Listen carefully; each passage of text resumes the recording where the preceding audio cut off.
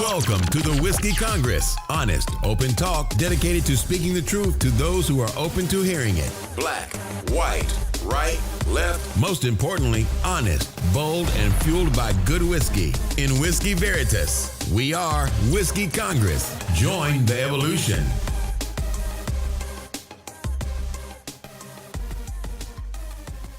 Hello, welcome again to Whiskey Congress. Steve is not with me in studio. This is Jim talking from Cleveland. Steve, how you doing, man? Where are you? I'm good, man. I am in my my normal Baltimore area. Actually, I'm actually in Frederick. Where you're familiar with. I'm all too familiar with Frederick. Yeah. Yeah. So flew in tonight and then drove from BWI to Frederick. So I am holed up in a hotel here and ready to get rolling. So we left off talking about Al Franken, and I want to get back to that and figure out where we should re-engage in that conversation. I enjoyed talking to you the other night. It was a bit heated.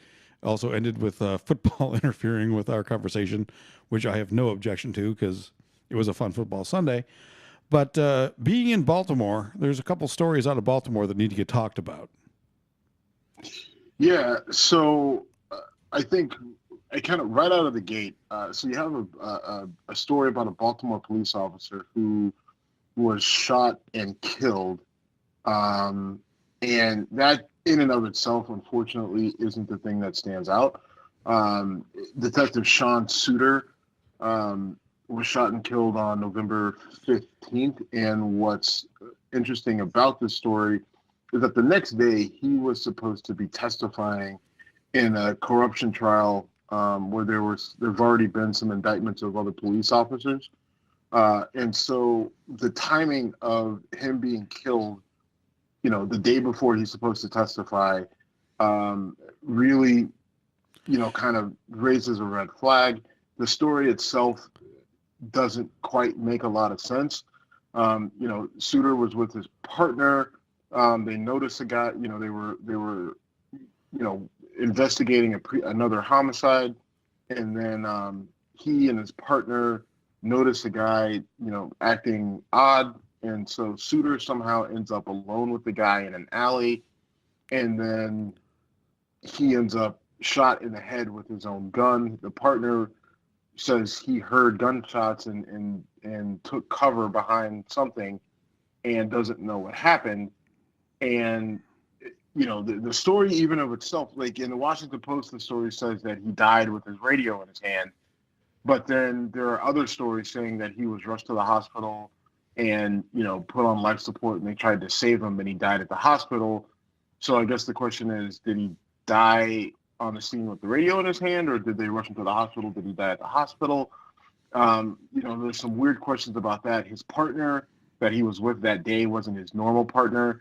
And that particular partner has had more than 25% of his cases kind of thrown out because of, improper procedure, right, and conduct unbecoming. So it's just a bizarre story. And you, in this day and age where, there's so much angst against the police, there's so much, there's so many calls for the police to do better, especially in Black communities. And you have a police officer who's going to go in and say, because one of the big things that, you and I and other people have called for and said, listen, we know all cops aren't bad. But what we need are the good ones to stand up and point out the ones that are bad so, they can, help kind of clean up their own house and, clean it up from the inside out. And that's what this guy was about to do. And all of a sudden he ends up dead under shady circumstances. Now, the Baltimore police and the Baltimore police chief are saying, well, it's all coincidental. I see where you're getting conspiracy, but obviously there's nothing to see here. It was just a random act of violence. Look at the neighborhood. Look at the way it happened. I mean, shot with his own gun, blah, blah, blah. Nothing to see here. And I just, the way that the commissioner is sweeping it under the rug, it doesn't do anything to kind of quell my curiosity as to what's going on here, and I just, it makes me very nervous that that this cop may have been killed by other police officers. I don't know that. It's there, you don't know it, but whistleblowers have not had the whistleblowers amongst police have not had the easiest of times in doing that, and blowing the whistle and saying, this is what I know in terms of corruption. I mean, obviously we've all seen movies, and art often imitates life and vice versa. And so again, I can't tell you what's happened. I'm not close enough to the Baltimore police to know anything. I mean, I don't even know if this would be a question for Mike Wood, because he's been removed from the police department in Baltimore for a while now. But I mean, I think it's a question for Mike. well, no. What I'm saying is, he can. I think he can talk about it from his experience, right? From an objective, I got you.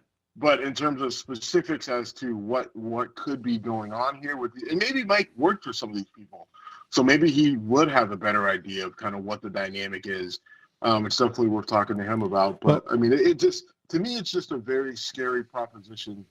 If you ever watch The Wire or any of these, dramatic cop shows, it's one thing on a TV show or a movie, but it's a whole other thing when this could be a real life situation where you have a good cop who, maybe he was a dirty cop. Maybe he was going to say, listen, I was just involved as everybody else, and this is how I can tell you that this person was involved, that person was involved, and that person was involved.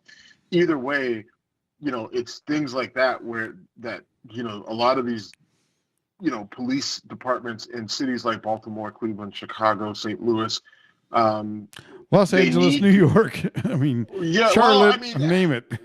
Well, no, I mean, Baltimore, Chicago, Cleveland, St. Louis, DC. I mean, like, they have, some of the worst violent crime rates in the country.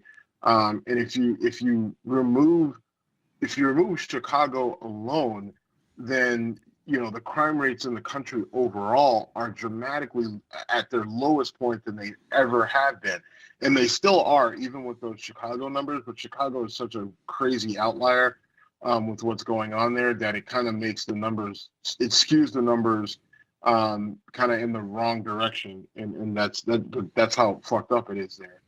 And not to throw it in like, hey, look at Chicago, when people talk about gun control and they talk about, black on black crime or whatever, all those sort of like pivot conversations. But the reality is that the violence in Chicago is out of control. Baltimore is very similar. DC is very similar. Cleveland, St. Louis, like, the numbers are very, very high compared to everywhere else in the country. And for those, and part of the problem with the violence is the fact that the police departments have some issues internally, right? This isn't me just kind of guessing this. This is based off of data from the Department of Justice. This is from the data from the police departments themselves, and they need to be cleaned up. It has to happen from the inside, and if people who are trying to clean it up on the inside end up dead, then that may impact their ability to not suck. Yeah, I mean, all right, I understand what you're saying. I agree. I do think that we should talk to Mike about this. He actually reached out to us today.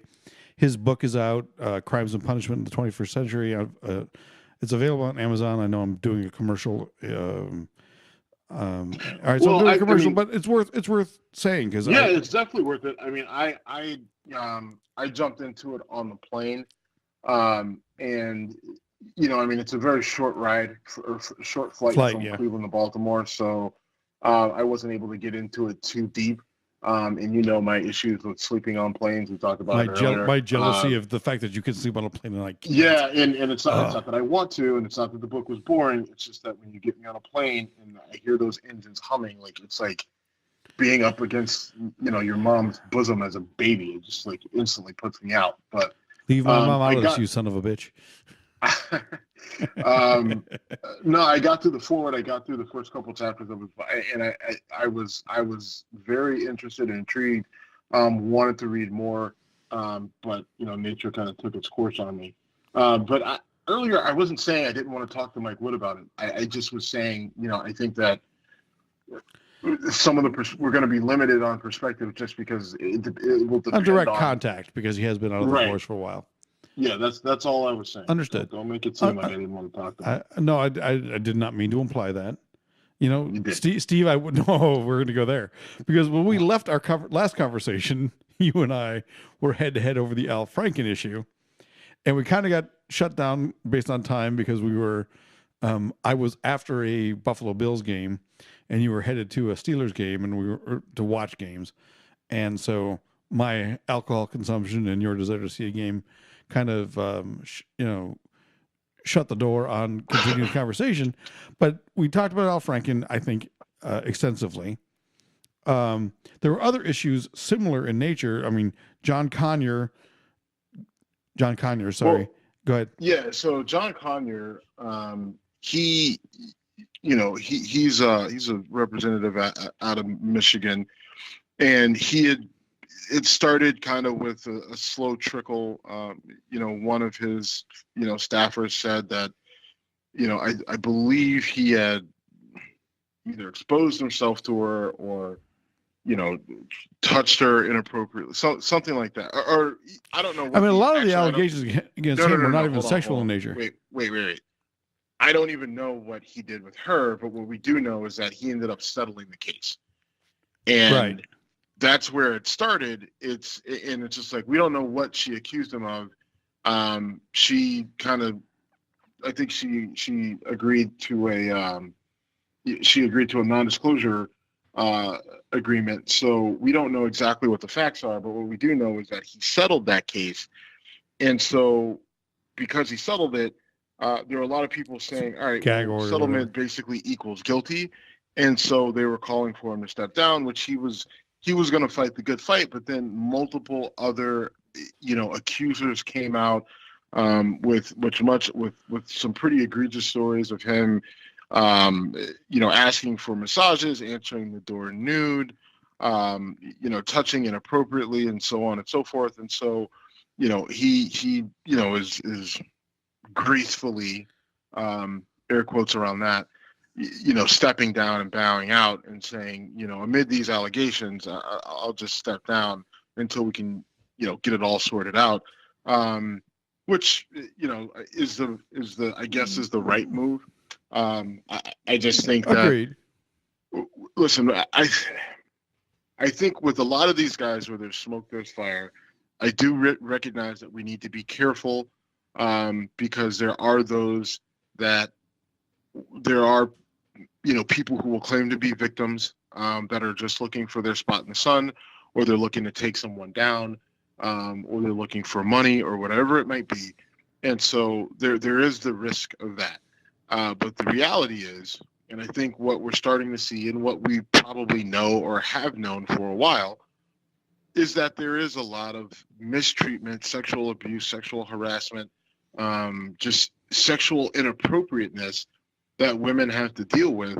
And it just, I guess the point I was trying to make is I'm not going to lump them all in the same basket. But what I will say is if I get enough credible accusations against a person, especially a person in a position of power in the Congress or the Senate, or a big time Hollywood producer or an actor, someone with some level of influence, then I think it's fair to say that they get removed from the public spotlight.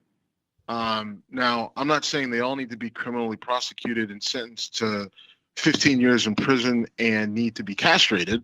I'm not saying that. But what I am saying is that if there are multiple accusations of you acting inappropriately towards men or women, but just being sexually inappropriate, then I think the appropriate measure is for you to step out of the public. You lose your power until you can prove to otherwise be trustworthy again. And it sucks that, it's just like, well, what if he's able to prove it? All right, if he's able to prove it, then, sorry that you lost that. But I mean, that's the state that we live in right now. And there's so much of it that it's hard to decipher what's what.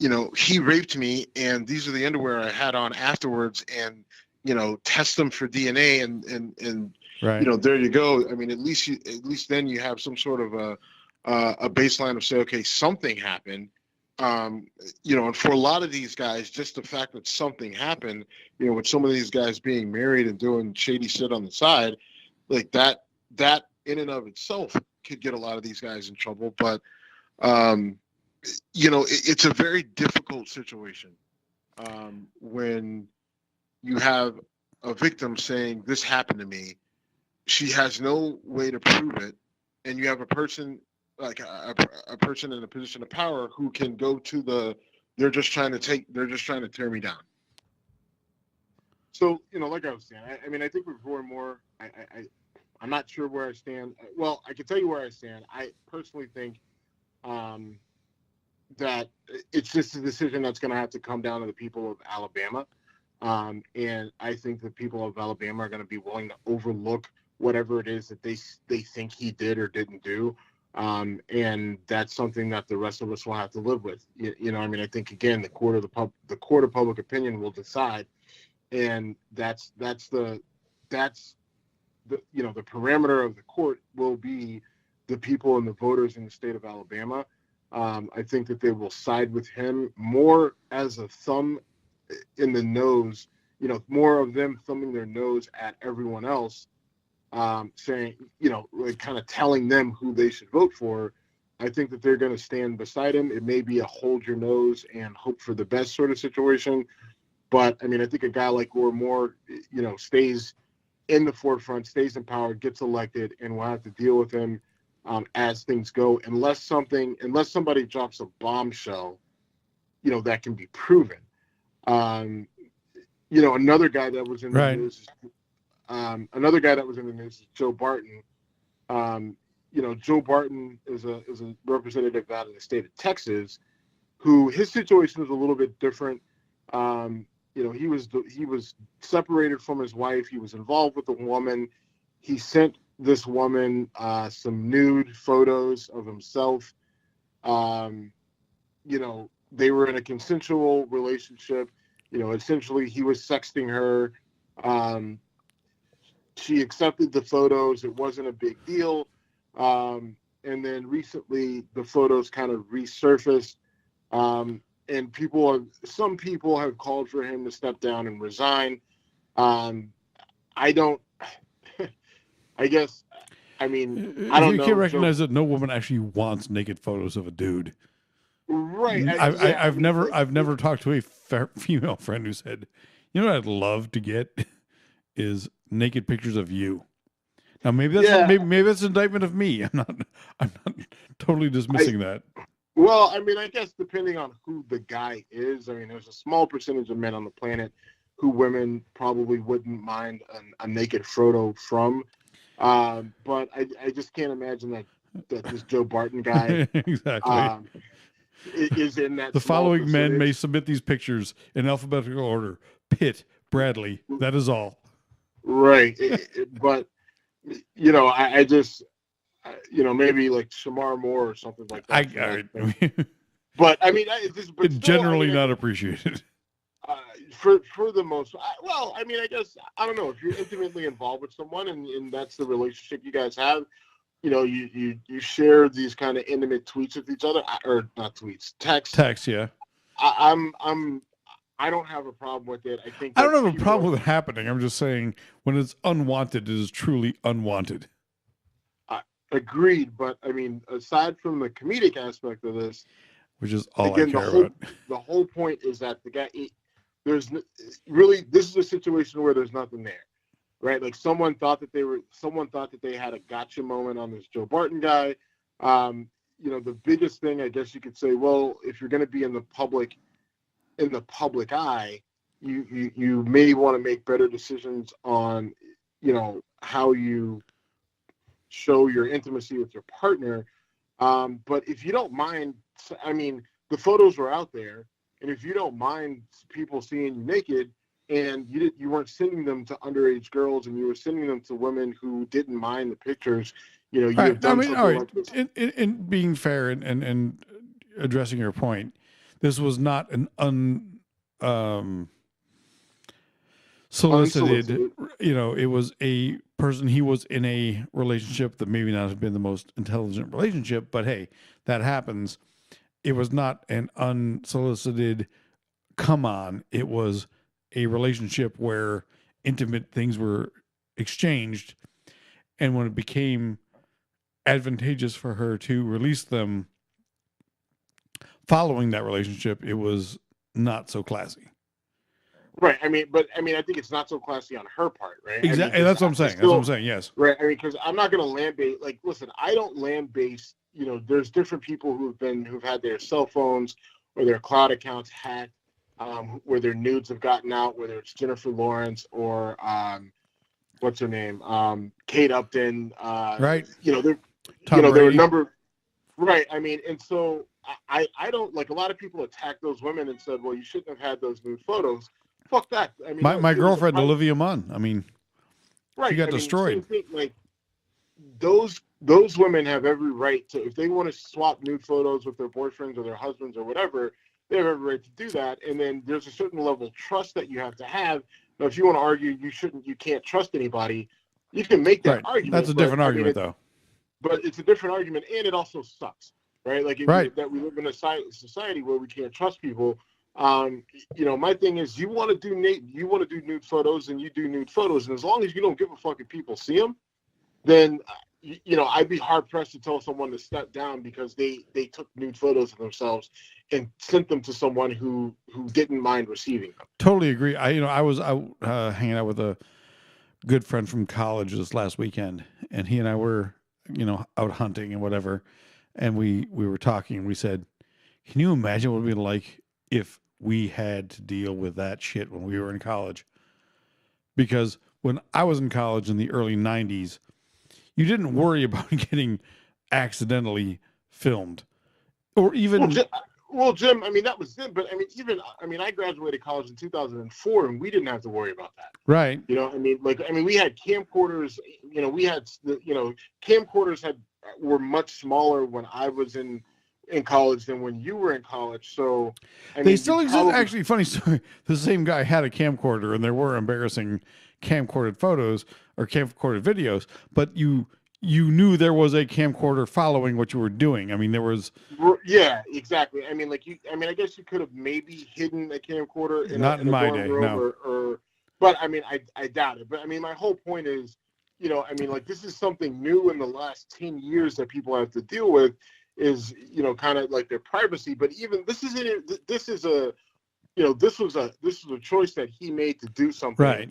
He shared it with someone. And I guess you have to kind of be careful if, they were exchanging sexy messages, like words, and then he escalated to, hey, here's a picture of me and my dick. Then, you got to be careful of that, because she could theoretically say maybe she didn't want the photo. Like, she didn't mind having sex with him. She didn't mind exchanging sexy text, but she didn't want a nude photo. Like, it gets hard for her to make that where do you draw the line? Right. But I guess my whole point is that with this Joe Barton guy, I don't really have a problem with it. I don't want to see. I agree with you. I don't want to see it, but I mean, I'm not going to call for him. I'm not calling for his head because he sent a nude photo to a woman he was dating when he was separated from his wife. To me, it's a non-story that they tried to make a story. And we're talking about it only because I guess I'm defending Joe Barton. And in return, I want to make sure that he ensures me that I never see him naked. Completely fair. No objections there. And so then, go ahead. So that pushes us to like this. So we got a list of bad actors, but my next guy is Wes Goodman. All right, Jim, do you know Wes Goodman's story? Only because you told me. Oh, I already told you. Okay, well, I'm going to tell you again. Do it. So Wes Goodman is he's a representative out of Ohio. He is far-right conservative, family values, anti-LGBTQT. Like, he's, pretty much anti-gay, votes against anything, votes against gay marriage, is against, trans gender reassignment surgery, all that sort of stuff. The bathroom bill, he was all against it. He's a guy. I think he's about 35. So he's young. He was considered an up-and-coming star in the conservative, realms of politics, and his story kind of gets started a couple years ago, where he was at a fundraiser or a conference, and he was staying at someone else's house, and there were young teenage boys there, and one of the boys woke up. The kid was like 17, and he woke up to this Wes Goodman like trying to unzip his pants at a sleepover, like at a so the guy whose house it was, and I can't remember the guy's name, but the guy says, all right, you can't be around me and my family or whatever. Go back to Ohio. We'll never talk about this again. And then that was kind of the end of it. So again, Wes Goodman, family values guy, anti-gay, everything else. You fast forward to, a couple months ago or last month, and it turns out that Wes Goodman was banging a man in his office, in his congressional office, after hours, and got busted. And so then has had to since step down. Now, oddly enough, I on Twitter, I reached out to Breitbart for comment on this, and they have not responded. Shocking. I mean, that's not a new, event that the intense anti-gay candidate is suddenly caught being in a gay situation. I mean, I forget the name of the Minnesota senator who was the senator who was in the Minnesota airport, who was like, I think he was from like South Dakota, North Dakota. Yeah, but he was like, his last name I think was Craig, and he was. I take a wide stance when I pee. Right, exactly. So that's nothing new. Now that's Well, it's not that it's new. None of this is new. Like that's it's not about any of this being new, right? Like, I mean, Joe Barton's situation isn't new. John Conyers, none of Al Franken, none of this shit is new, but now it's out in the open, and I think that we need to address all of it, including whether it's the Democrats that we like, the conservatives that we don't like. When these guys do this shit, like, it needs to be exposed. Hypocrisy needs to be exposed. Agreed.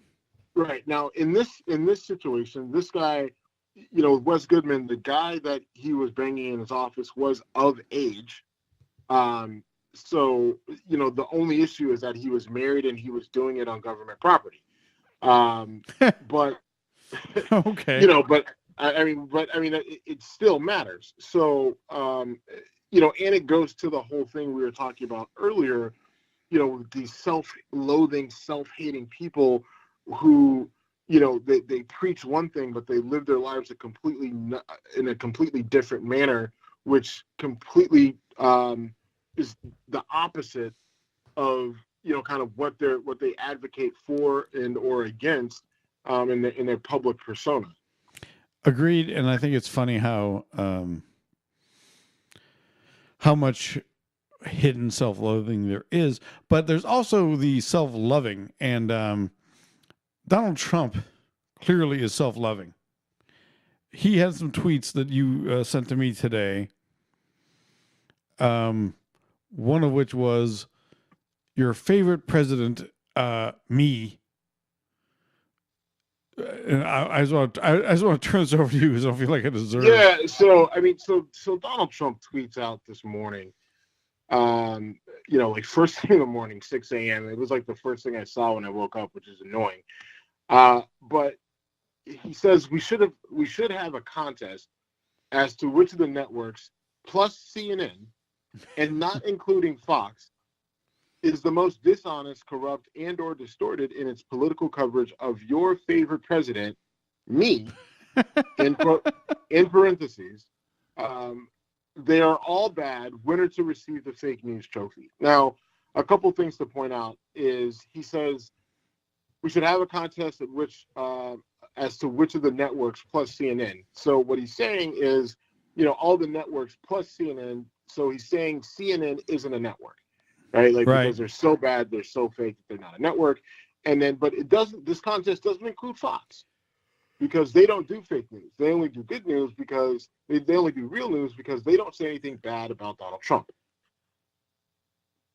And so, I mean, how fucked up is that? I mean, it's just bizarre.